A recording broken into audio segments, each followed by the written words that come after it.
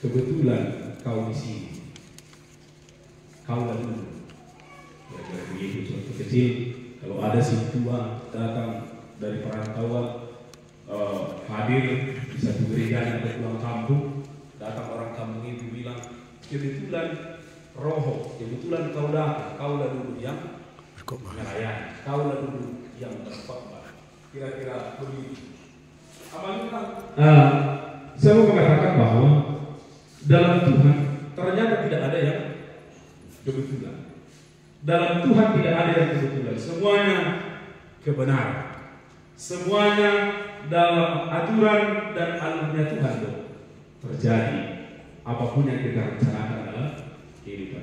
Jadi kunjungan di KMP hadir di tengah-tengah di KPA Maraca ini, saya pikir bukan kebetulan, tetapi memang itulah adalah kebenaran sesuai dalam rancangan Tuhan.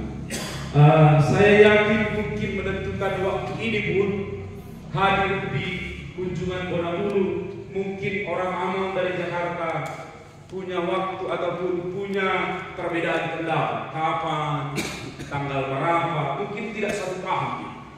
Tetapi itulah waktu Tuhan itu, maka harus terjadi hari ini bertemu dengan kami yang ada di Bonabulu, khususnya yang ada di KPA Maret.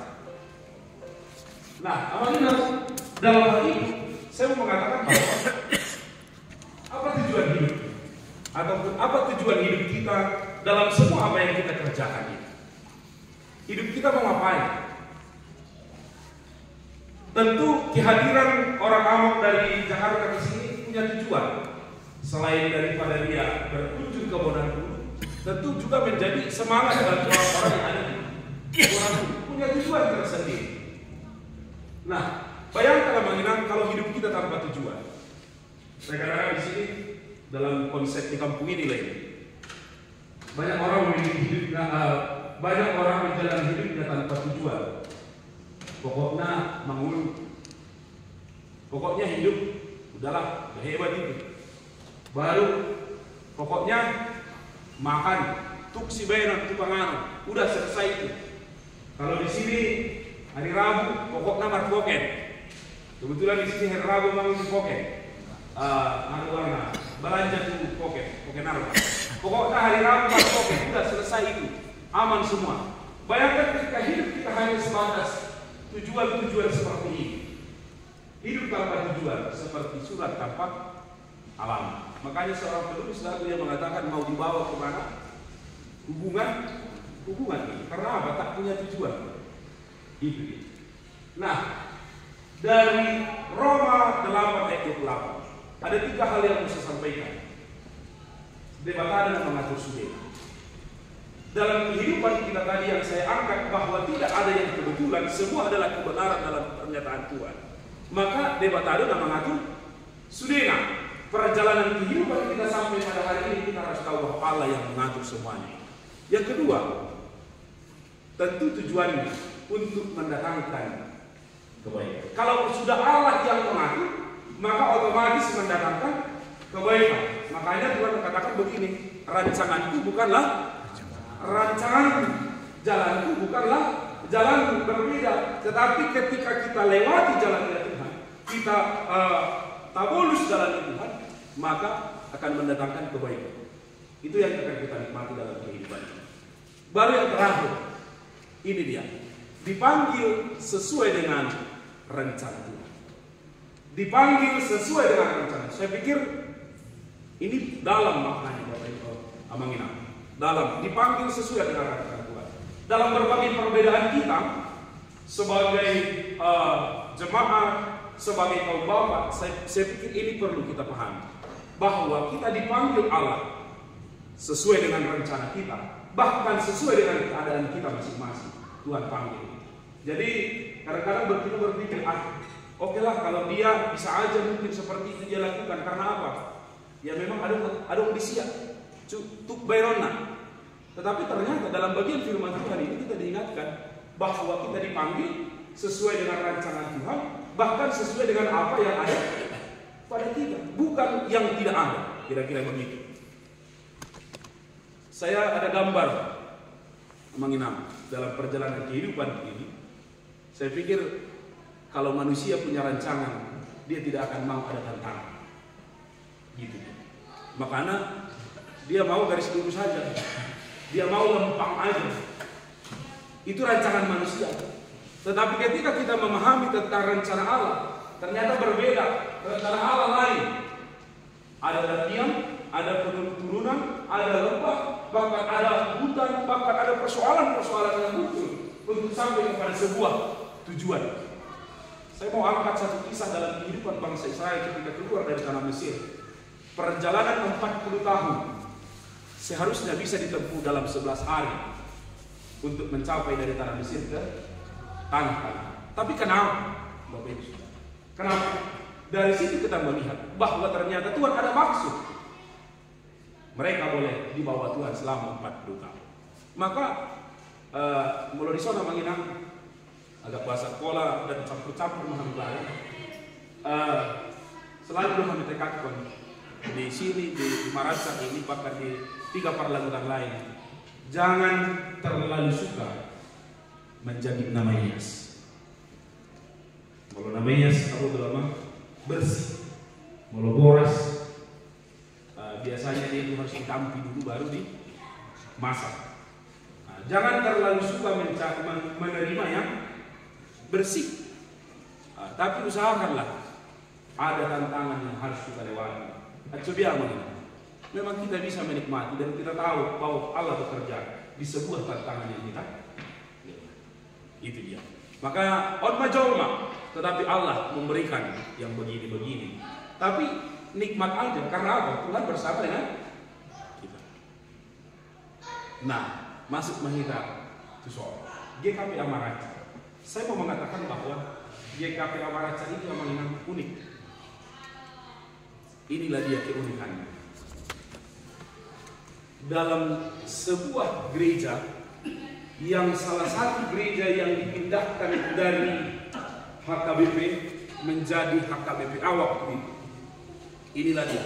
Dulunya kalau kita cerita gereja ini bukan di tempat ini, tapi ada namanya Pacur Batu, Pasar. Ada namanya Pasar di situ, tapi diangkut dan dibangun di sini. Dan inilah gereja yang dibangun. Sebelumnya masih rumah panggung, masih gereja panggung. Inilah dia. Baru ini yang kita tempati sekarang. Ini yang kita tempati sekarang. Gereja ini. Tapi keunikan itu kita bayangkan Amanina dengan jumlah jemaat 135 kakak. Mereka berencana untuk membuat yang begini. Jadi dengan jumlah jemaat 135 kakak, mereka berencana membuat begini. Karena kalau terganggu pun perjalanan Amanina tadi karena ada besi, ada batu, ada pasir, itulah hubungannya mau ke gambar ini. Jadi luar biasa. Maka saya katakan dari awal bahwa ini perjuangan, ini pertemuan. Kalau kita mau cari yang lurus-lurus aja, dari dulu mendingan begini-begini aja, tanpa persoalan. Gini-gini aja, bisa bergereja? Bisa, siapa bilang tidak bisa? Tapi mereka rombak itu menjadi begini. Sebenarnya masih bisa bergereja? Bisa, siapa bilang tidak bisa? Aman terkendali sebenarnya, tapi mereka punya kebersamaan, punya tujuan. Seperti di awal tadi saya katakan, mereka punya tujuan untuk membangun. Baru yang berikut Amanina, Batu Sate Lomba. Ternyata bukan hanya Maraca. GKP Maraca terdiri dari 3 gereja. Sebenarnya ada 4. Ada Pasar Sempurna satu lagi, tapi dia sudah tutup. Tinggal hanya gereja ini saja. GKP Batu Sate Lomba sekitar 30 menit dari sini, tidak sampai 20 sampai 30 menit dari sini. Ini gerejanya masih belum permanen, masih papan, tapi semangat yang sama, ya semangat yang sama. Mereka membuat seperti ini. Masih dirancang, masih dalam proses pembangunan. Dari jumlah jemaat 50 kakak, 50 kepala keluarga, maka mereka mau buat seperti ini. Gereja yang ketiga, GKPA Batu Sate Dolo. Ini dia. Masih mapan, jumlah jemaat 21 kakak. 21 kakak, dan mereka juga dalam proses untuk membangun. Kebetulan gambarnya belum selesai ya. Gambarnya belum selesai, kami tidak buat di sini, masih dalam proses kita akan kerjakan. Jadi inilah yang saya katakan dari ketiga gereja ini, cari kehendak Tuhan di dalamnya. Di jemaat saya mau katakan, kalau ada caleg yang mau kasih ataupun orang siapapun itu mau kasih membangun gereja ini, blok ini gereja, gak usah diterima. Saya katakan begitu. Karena apa? Tidak ada gunanya.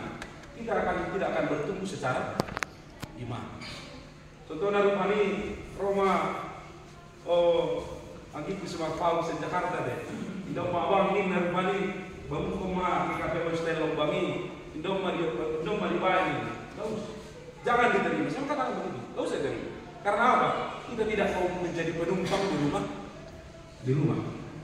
Tetapi kita menyusahkan. Tabaik bisa. Saya selalu mengatakan begini, mau 50 kakak di sini, atau kamu mau 50 sadaran auto di sini. Mau 20 sadaran kakak di sini, atau kamu mau 22 sadaran auto di sini. Maka itu gitu. Mari kita bangun sama-sama. Kita kerjakan sama-sama. Jadi carilah kehendak Tuhan di karya tabe, di usaha Anda, di keluarga Anda, di anak-anak, di kehidupan perekonomian Anda, di kesehatan Anda mungkin yang kurang sehat. Cari aja kehendak Tuhan apa yang ada di situ. Maka Tuhan akan menunjukkan apa yang kita kerjakan di tengah-tengah kehidupan.